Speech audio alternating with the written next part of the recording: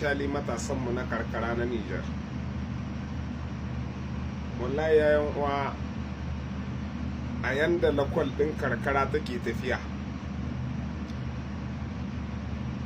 a yanda lokaci yake tahiyan ma 'ya'yanmu da ƙannunmu a cikin lakwal ɗin karkara, wallahi kan wannan dama gwamnati canza alƙiblar abin ta yi ma daga lakwal zuwa ayyukan hannu. Domin ko babu komi, aikin hannu duk in ku 100 kuka yi shi, babu wanda zai tashi a ce bai ci ba jarabawar, babu ita.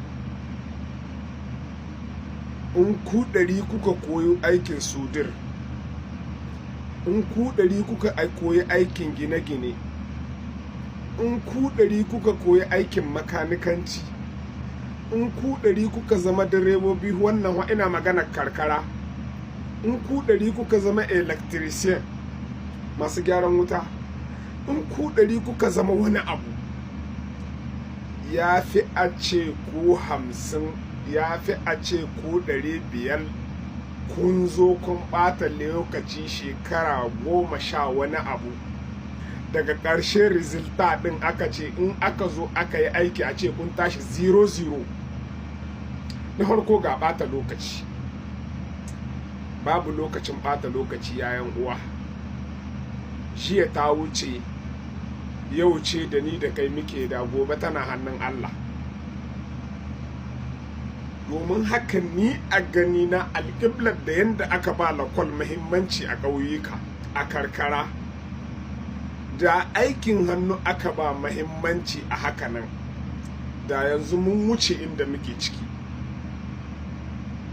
Dan saboda ko babu komi, yaron da ya shekara guda iya koyon sudir,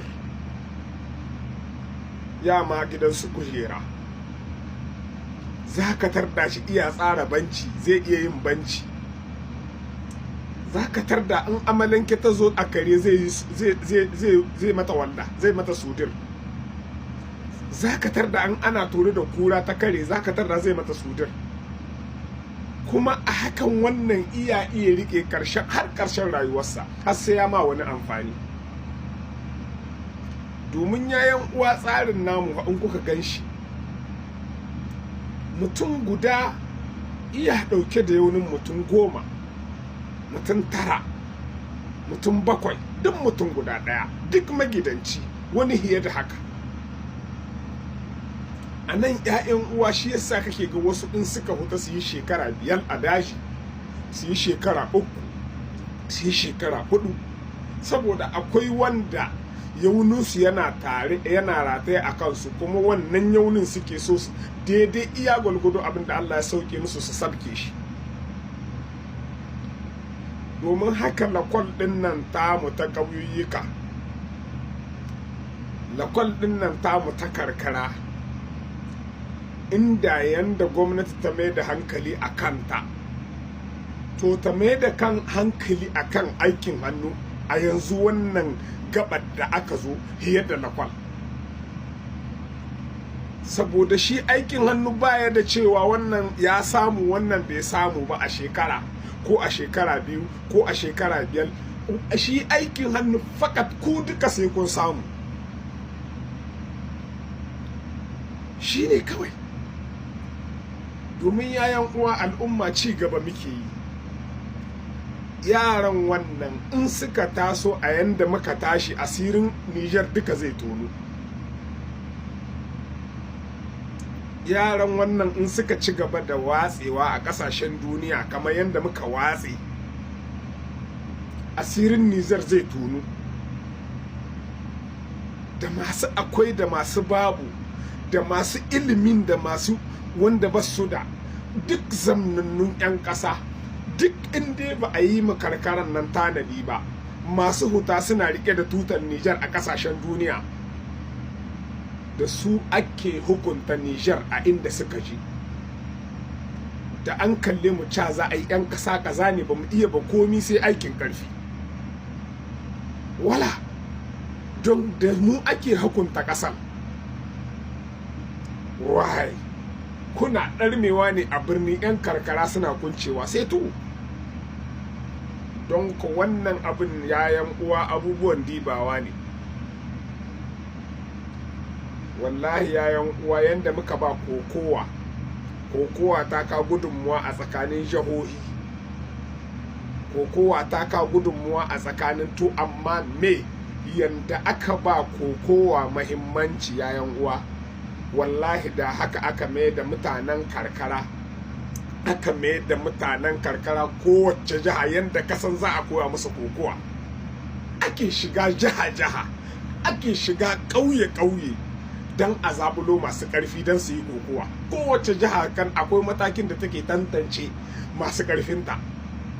Wallahi da wannan tantancewa duk kowace shekara ma in za a yi kokowa, a ce inda za a tantance a ɗauko masu ƙarfi ɗin, to a tantance kuma a shiga ƙauyukan a ɗauko mutum 10 a zo a koya musu aikin hannu. Wallahi tallahi da yanzu mun wuce inda muke ciki. Ina gaya muku ne, da yanzu mun wuce inda muke, gabar da muke a yanzu da mun wuce ta. Saboda me yasa kullum in bin mu diba abinda matasan za su kawo ma ƙasar, da kuma abinda matasa za su samu ƙasa ta ƙaru, to kullum ci gaban namu iya da tambaya a gaba. Karan kanta ƙwallon kafa na Nijar namu maina national team tamu ta ƙasa, wa ma ya san da ita Allah na tuba.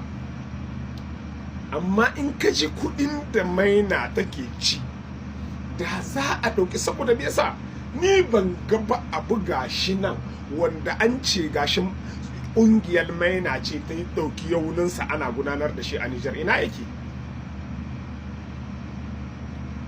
Ƙungiyar maina da ta ƙasa mai buga ƙwallon kafa, wace gudunmuwarta, wani menene gudunmuwarta a ƙasa, abinda ta kawo na ci gaba na ƙasa a matakin duniya da kuma matakin Afirka. Domin haka irin wannan kudaden da ake batawa akan wa'annan abubuwa, wallahi ya kamata a gina matasa da su, yayan uwa, a samu irin wannan kudaden a rinka noma da su. Misali President shugaba Abdurrahman Chani ya gaya muku, ya ce ku zo a kama a yi tahiyar nan tare da masu kudi ya kirayo masu abu, ku masu abin Allah ma ya kara muku.